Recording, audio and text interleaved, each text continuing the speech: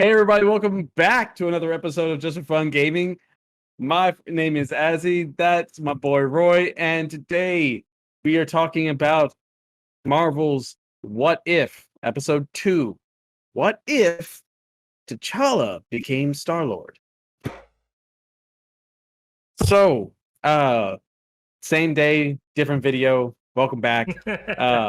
Don't worry about our clothes. I just thought about that. I was like, how do you do that first episode and then have come back for the same clothes on the second episode? I want that fucking shirt. Fangamer.com. Right. Plug. So effectively the same premise. If you remember from the first Guardians of the Galaxy movie, Peter was in the hospital with his mom who was dying from cancer, and then the moment she died, he was so emotional he ran from the scene and ran outside, where he was greeted by a Ravager ship that abducted him, and he essentially stayed with them and became a Ravager and became the spacefaring, sometimes do-gooding scoundrel that we love so much. But what if, while complaining to his father, a young T'Challa with aspirations and dreams of exploring the world, wandered outside of Wakanda and happened to encounter a Ravager ship because all humans look the same, and they grabbed the wrong kid. But T'Challa's optimism and thirst for exploration inspired Yondu in order to keep him on. And then we cut to the pivotal scene where a initially hooded, though obviously purple-ish in outfit, StarLord is yet again at the temple to the Power Stone, retrieving it for some unknown reason, when a collection of Ronin soldiers led by, oh my goodness, I love him from Constantine, and I can never no, I'm gonna butcher the name. Yeah, about to say, Digimon host yeah. Honsu. Drop it Oh, now. I'm just yes, we get that exact same scene, that exact same setup until this Star-Lord unmasks himself, reveals himself to be T'Challa, and not only is what's his name in the show? I'm gonna refer to him as his character then. Not only is Korath starstruck, but unlike in the actual MCU, he actually knows who Star-Lord is. This Star-Lord is effectively a galaxy-wide, a universe-wide celebrity, a Robin Hood-esque character who robs from the rich and gives to the poor and saves countless people. He's a folk hero in this galactic stage, to the point where Korath begs him to beat the hell out of him so that he'd have a story to tell, because he's such this massive fan. It is such a stark difference to the Star-Lord that we know, and like completely not that. But Roy, if you were upset in the first episode because it stuck a bit too close to the familiar territory that we remember from the original source material that the episode is being drawn from, this was your panacea. Yeah. This is like this episode, like from start to finish. I'm gonna just sorry. Usual disclaimer. Sorry. If you haven't seen the episode, we can't express ourselves unless we spoil everything. So if you haven't seen it, please go watch it. Please come back and then see what us. I'm trying not to curse. See what us like dumbasses have to say about it. That's still bad. All right, whatever. Nonetheless. But yeah, this if I don't know, man. If how many episodes is this series supposed to be? 8 or 6? I got the impression that it was supposed to be 6 episodes, but I'm not entirely sure, to be honest. Because I'm gonna tell you, so far, this is my favorite episode. I watched this thing like 6 times already. This is my favorite episode. It's like, my name is Commander Shepard, and this is my favorite episode on Citadel. And it's not just, the story. The story was completely different from what the Guardians of the Galaxy was. But, oh, yeah. The voice acting, loved it, because like pretty much everybody that was in the MCU for these characters played their character except for Drax. But they said like the show has done a really good job for even for the actors that didn't come back to reprise their roles for this animated series to find really good sound alikes. Like I thought that with Steve in the first episode, and I thought that with the guy that got for Drax. Yeah, but I mean, other than Drax character, it was like the twist that like I'm like I feel the point in the episode where I was like, where is this going? Is when Thanos shows up, and he's not the Mad Titan. He's a good guy, supposedly good guy, but and like even hearing effectively the charisma, the like superhuman charisma of T'Challa was enough to persuade Thanos away from his plan of genocide. He still thinks it was a good idea, but essentially after retrieving the Power Stone, and you find out that T'Challa actually wanted to reignite a sun and save an entire race. They're celebrating their success at a bar, and they're talking, and they're all going on about how like that T'Challa alone changed the Ravagers, turned them into this like Robin Hood gang. Honestly, like that's the only way to really describe it. I think And they then mention it in the over show. the shoulder, here comes motherfucking Thanos. Dressed in Ravager garbs, he's the big man of the crew. It's like, oh my god, what? I was blind. No, I was so fucking. I had watched somebody already reviewed the first 3 episodes, and it was a non-spoiler review, but he still went over the gist of the premises for both, but he kept that a secret. This guy teased that it's the 3rd episode that is so different and so surprising and interesting that he didn't want to talk about it at all. Oof. But he kept this shit a secret, and I love being blindsided. Hold on a second, John. You kind of lagging a bit. Real quick. How do I pause this? Yeah. All right. We live in a society that likes to put way too many goddamn clips out for our anime, for our TV shows and our movies, to the point where like you, based on context, you can get a lot of things that they were probably trying to keep a secret. I love getting blindsided in a show or a movie. I like, even if it's positive or negative, but like I can still appreciate it. I just still appreciate getting surprised, and that was damn. Not only that, what also blindsided me is like when they're over there in the bar drinking and everything, and then this woman comes up. I'm like, who's this? And it's fucking Nebula. That took me by surprise too, and I was like, wait a minute, is that Karen Gilligan playing the? Yeah, I was like, yeah, Jillian, whatever. Yeah, it is. Oh man, that blew me away too. Oh yeah, no. For one, in the comics, Nebula actually does have hair, though it's not blonde. It's like black or dark blue. But it was still like weird to see. Weird to see, because we're like, so used. Basically, think that every problem that every character associated with the Guardians of the Galaxy seemed to have, T'Challa solved. Because he turned Thanos into a good guy, Thanos wouldn't essentially be funding Ronan, and Ronan wouldn't destroy Drax's world and kill his wife and his daughter. So now Drax works at a bar. He's not the destroyer. He's the bartender. The bartender. Drax the bartender. Drax the bartender. What? Like he got starstruck by T'Challa. He recognized that he saved his world. It's like, wait, let me get a picture. Send it to my wife and daughter. It's like, shit, they're alive. He just fixed everything. I'm trying to remember, because as many times I've watched this episode already, I'm forgetting certain things. What were they trying to do with the Collector? What it was is that Nebula came to them with the job. Oh yeah, they were trying to get the thingamajig. it turns out that the collector had in his possession a MacGuffin, really, but it was essentially like a nexus of. It looked like a plant or like a very tiny tree, but like an ounce of it could revitalize an entire world and bring it back and bring it to a habitable state.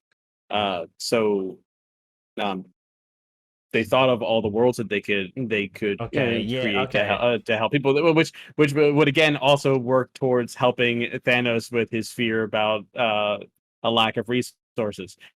So problem is that it was being owned by the collector, and this version of the collector is actually more of the sinister, threatening presence that I wish he could have been in the original movie, because the collector is very much this like kingpin crime lord sort of presence in the Magnificent! comics. He's Magnificent! magnificent. Magnificent. No. He's what's called an elder of the universe. He possesses a certain level of power in and of himself. He is effectively immortal in the comics. In the MCU, he's just kind of a guy that collects a whole bunch of things. He's kind of a d-bag. Uh, but we oh, and like the nuance of it, like when Drax was talking about T'Challa's accomplishments, he actually and granted I had to be told this, but he mentioned T'Challa and the Ravagers saved an entire race of people. That race of people were these pink aliens that the collector's assistant was a member of. Oh yeah, So that was yeah. pretty cool. But this is this is a roided out collector that they were going dealing with. I loved we got another view of his collection, and of course, sadly in this universe, the collector still has Howard the Duck and Astro the dog. Yeah. But I Uh, mean, Howard the Duck like almost got away. He was yeah, helping no, T'Challa. but even still, there were still elements from the original that still played a part in this, despite all the changes. This Star Lord was still being lied to by his father figure, involving something very important to his sense of self. Wherein uh Nebula brings up the thought, was like, did you ever think about going back to your own home world and seeing? I mean, you have all the freedom in the world to do that. And T'Challa mentions that the thought had crossed his mind, but when it did, he found out that his home had been destroyed by yet another senseless war that tended to plague humanity. Turns out that Yondu had lied to him in order to keep him with the Ravagers. He was worried that T'Challa would leave and stay on Earth rather than staying up there with them. Mm. Uh, but that wasn't his choice to make. While attempting to rob the collector, T'Challa is running through the base, and what reveals this to him is that one of the ships in the collector's collection was a Wakandan spacecraft, one that had a recording of his father, who is still looking for his long lost son. When you started hearing the music from Wakanda kicking in, it's like that always stirs something in me. Uh, I thought it was a great heist episode. I was there for the entire plot, though. I couldn't help but nitpick a little bit, because like when T'Challa was fighting the collector was using his collection to fight back, and like there were Easter eggs, because like there Yeah, was they had Captain America's shield, Thor's they had hammer. Captain America's shield, they had Thor, he had Thor's hammer, and I'm still fairly convinced that this episode and the first episode exist in the same universe, which that wouldn't be the right shield, because that's Steve Rogers' shield. That's not Captain Carter's shield. Uh, so I couldn't help but notice that. But then he pulled out Hela's helmet, and her power wasn't in her helmet. Oh, it was really just an Easter egg, and he did like that girl had taste, and like was able to like summon her blades. Like that was her power. That wasn't in her. It's like I couldn't help but nitpick a little bit like that. But um one of the like they even made sure to repurpose the children of Thanos that were in Infinity War and Endgame. They were the bouncers for the collector. And I love the I love the I love the moment where Thanos was going to hold the line to help and make sure everyone Yeah, escape, and he's like, "You're crazy." I'm not not crazy. crazy. I'm I'm mad. mad. It's a callback to the notion that he was the Here's the Mad Mad Titan, Titan. and it's a callback for the Hulk. Yeah. Uh, what was it? Oh, while he's searching, we had a great moment with Howard the Duck. I feel like Howard the Duck deserves a redemption, to be honest, because people still are attached to the image of him from the '80s movie, and that has nothing to do with the Howard the Duck from the commercials. He's effectively a private eye. He's from an entirely separate universe where everyone's ducks. Uh, but did he leave Howard the Duck? Because they showed us that they saved Astro, but it felt like he left Howard the Duck on nowhere that was being overgrown by plants. Yeah, Uh, I don't know. I still want Astro to start talking because like he's a dog. He's a Russian dog that was shot off into space. And in the comics, he was exposed to cosmic rays, which gave him very powerful telekinetic and telepathic powers. So he can speak, but he speaks in that like cartoony way that you would expect a dog, kind of like the dog from Up. Hi, my mother made me this color, so I can talk to you. But it's like in a thick Russian accent I in can that smell way. you. Astro does not do that. So that would have been cool. I'm still waiting for them to what he's supposed to do. Like it's not just a dog in a spacesuit. Now, But yeah, no. Now, hold on, because now you mentioned the whole Captain Carter's shield, or if that was Steve Rogers' shield. What if that little pan around shot is the multiverse colliding with each other, and they just somehow join forces? Anything can happen now. Multiverse, Your guess is good as mine. I mean, pretty much. The multiverse is here. Things are possible that were impossible. So you love this episode. What was your favorite part? Well, I'm not saying it was a favorite part because I'm gonna say it like this. I'm not. You watched it 6 times. You watched it 6 times. Well, you better have a favorite part. Well, this being Chadwick's pretty much last performance as T'Challa, and I think he did. He's going to appear in other episodes. We know that from the trailer. So I'm thinking he still did his performance with that before his untimely depart. But for me, like, Black Panther is not a character I really care for. I wasn't high on the Black Panther movie. I didn't think, this was the best, MCU movie for that time. So watching this, you give it the due accolades that it is required for a movie, for a big budget Hollywood movie with a mostly black cast. That's noteworthy and that's important. It's very important.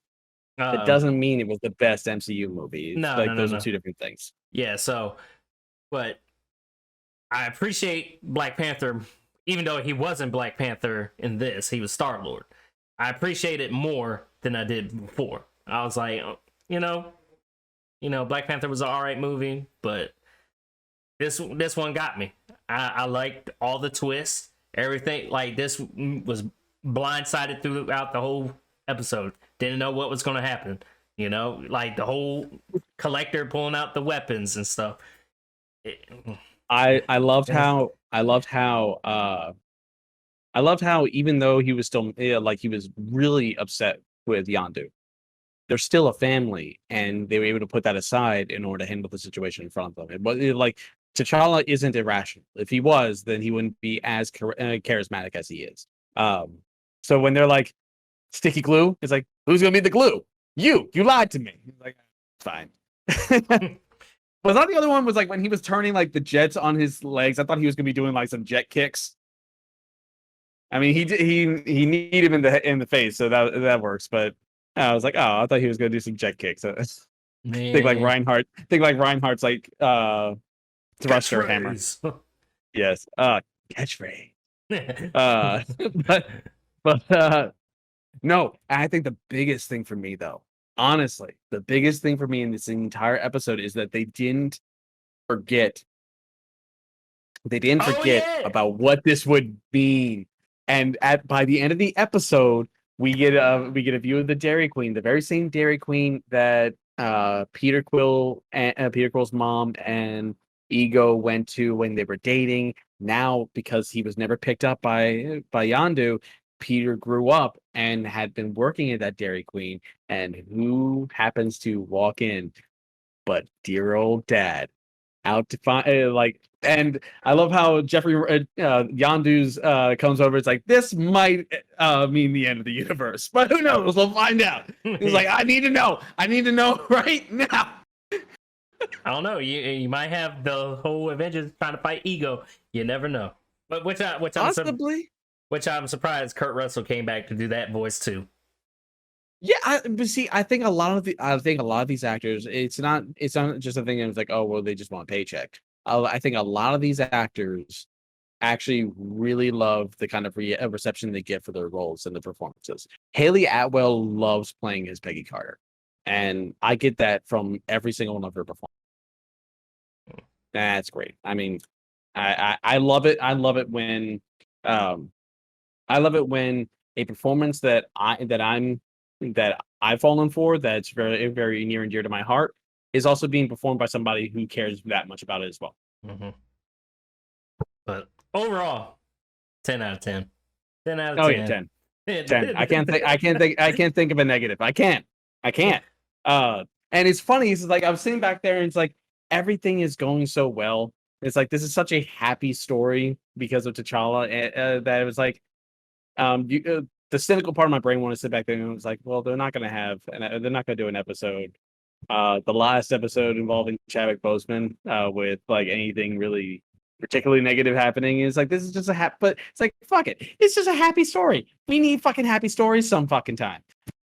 Yeah. Fuck. Lots of cursing. Sorry. Sorry. Yeah. $4. Yeah. Like I said, this is. If your guy, it's bittersweet. If your guy that's talking about the third episode is going to tell me, like, pretty much telling me this is going to top that, I highly doubt it. If it tops this is my favorite episode out of the whole series. It's bittersweet, and it's a gift, really. One last time we get to have Chadwick Boseman in this performance. I feel like eventually they will have to recast the character, and as long as the actor that they pick for that role understands how important it is to a lot of people, I think that we can be open. I think we can be welcoming. But I just like that Marvel is endeavoring, at least on the short term, to give us the fan base that time to grieve.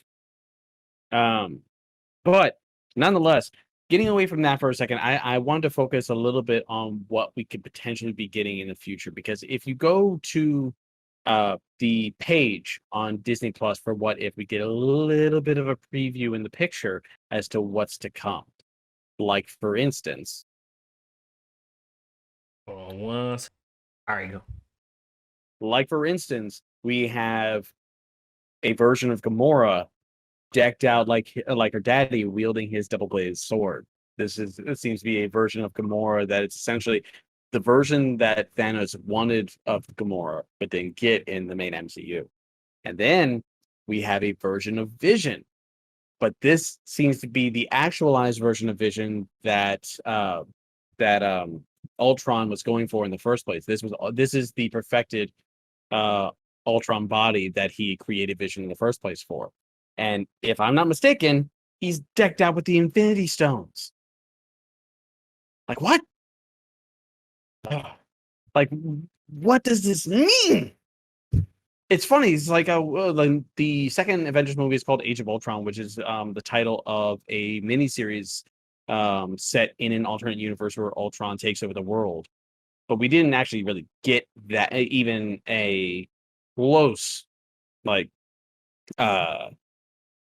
adaptation of that in the movie that we got.